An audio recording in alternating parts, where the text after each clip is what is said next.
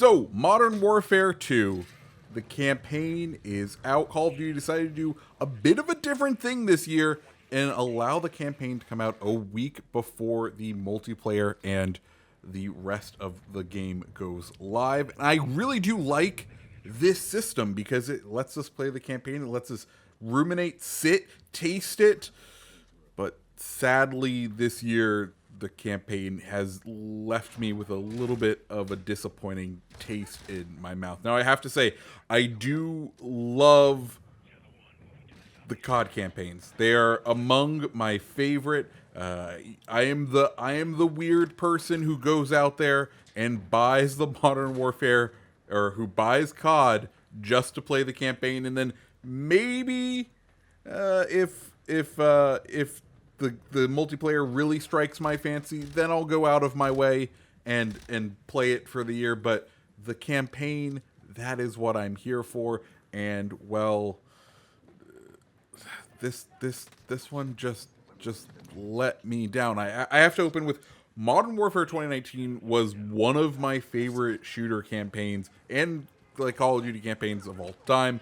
I've gone back and played it every single year just because of how interesting it was. Like I really enjoyed the slightly tweaking real life events and throwing them into a campaign. It just really worked for me. It seemed like the design directive for that game was, hey, it's been 15 years since Modern Warfare the original, or 20 years, 15, 20. It's been a long time since the original COD 4. We're bringing back the name. You're going to make a new modern campaign that reflects modern conflicts, and we just need you to include the familiar names to build this universe. That's all we want from you. And those writers, they knocked it out of the park. I absolutely adored the way that they kind of rewrote history, rehad things like where the Piccadilly, the opening in Piccadilly is essentially just like the 2015 Paris terrorist attacks, where we had the level where you essentially got to play Benghazi.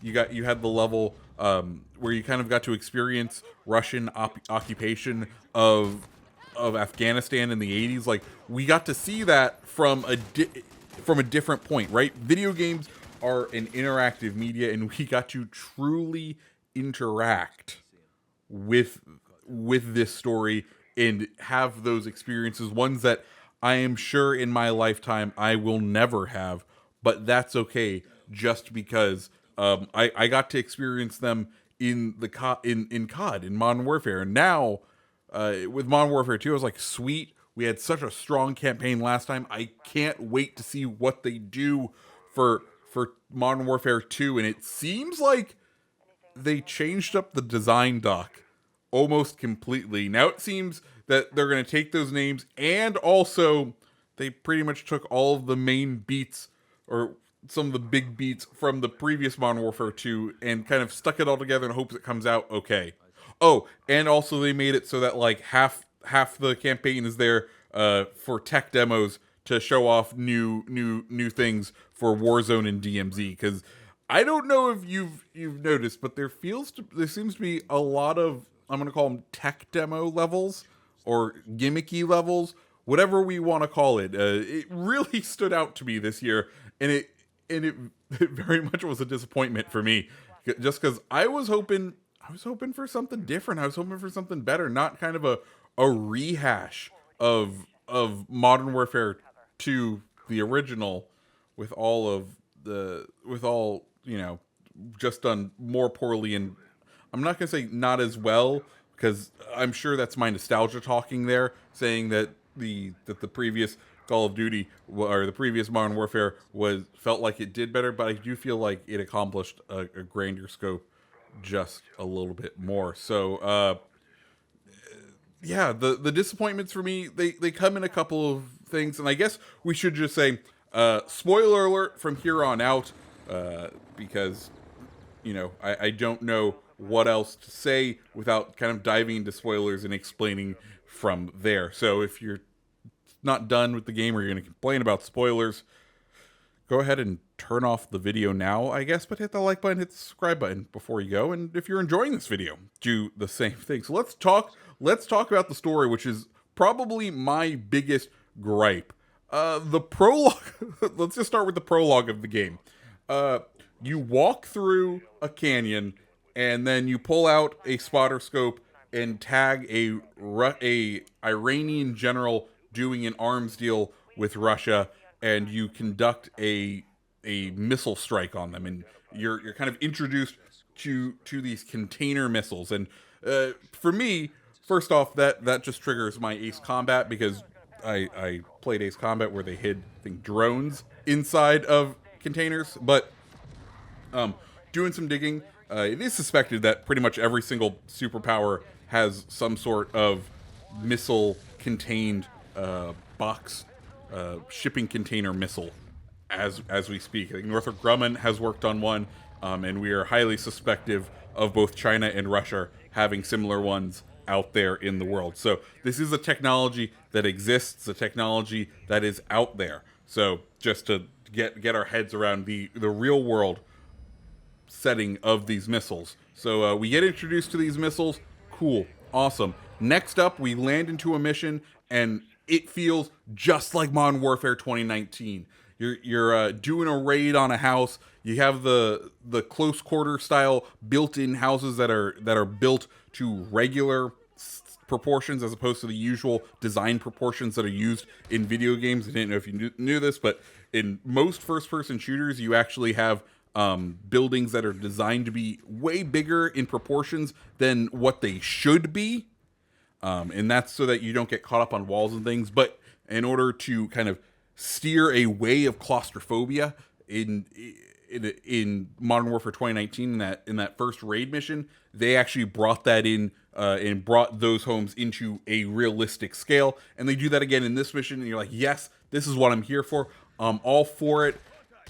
And then you start hitting people with armor like it's Warzone. You're like, oh, we are definitely in the, hey, we're on a new engine. We need to subsidize the dev time of what will ultimately end up being the other modes within the campaign, because we spent so much money on campaign. We're gonna go ahead and just start shoehorning things from other modes into the campaign. And armored enemies that come equipped with the blue with both helmet and chest armor and the blue breakage symbol and all of that.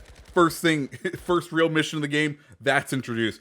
Then at the end of this mission, we find out that this Iranian that you were going after, he has one of these missiles in his possession, and the campaign kicks off as you're going to try to hunt down and figure out why this Iranian general has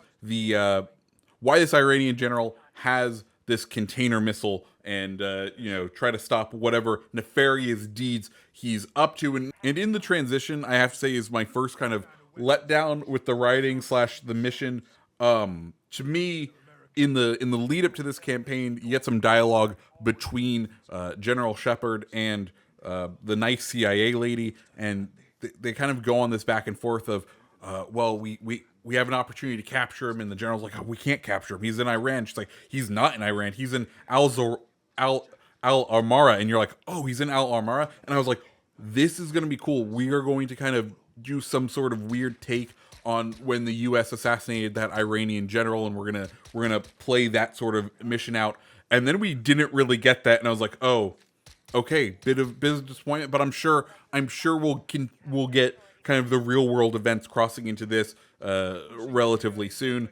And well, we don't really. So anyways, we get introduced to the main plot point that this Iranian general has these missiles of U.S. origin, and he's a bad guy. He's going to do something bad with it. So continuing on the train of using campaign missions as a tech demo, we meet up with another set of protagonists, and this time it's a water level. That's right, everyone's favorite thing in a video game, and it's going to teach us all of the new water things that they've built out in this engine in order for you to get used to them for multiplayer and and in Warzone and whatever the DMZ mode is or whatever that ends up being. So you're gonna have a nice water mission next, and then you're gonna have a nice walking around Amsterdam mission. That's a very short mission, and then we finally get back into the campaign where as Mexican special forces you invade the United States.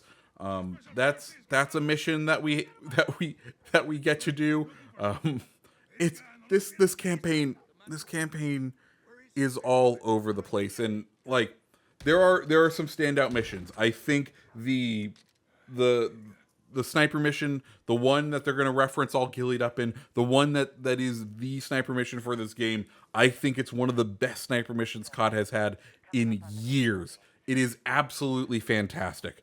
I think it's among the best. It really and truly is.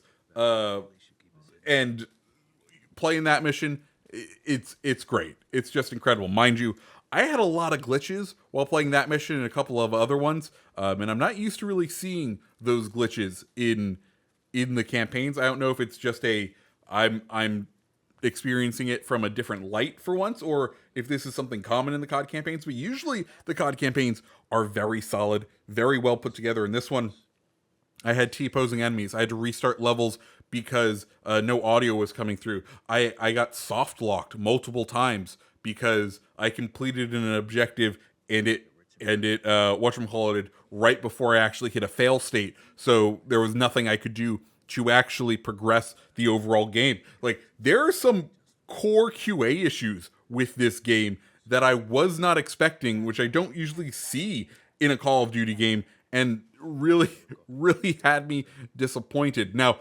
as we continue talking about the game, there are a couple of other kind of we're doing Warzone things. Like, they have a whole mission that's all based on jumping from car to car to car, and it just feels rough.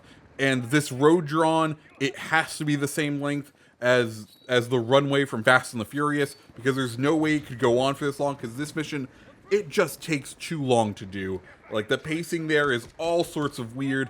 There's another set of missions where you are going around a town after you've been betrayed by, shocker, General Shepard, because this is Modern Warfare 2, and therefore we had to keep that General Shepard betrays you, and you're scavenging for things, and you're walking around while super injured. Like, there are so many missions in this campaign that felt like, oh, we're just doing this because we needed to do something for dev time. We needed to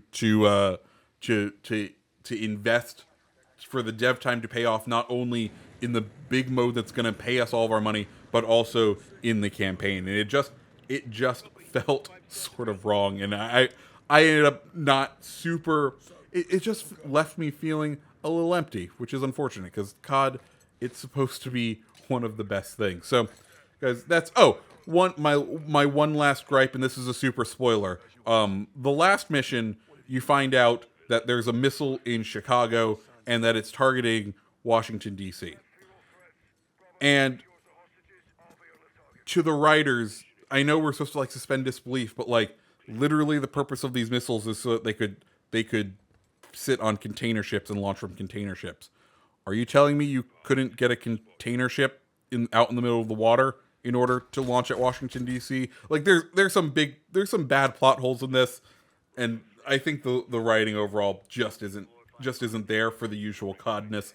And, well, I was hoping for better. I was hoping for more, and ultimately this does end up leaving me pretty disappointed.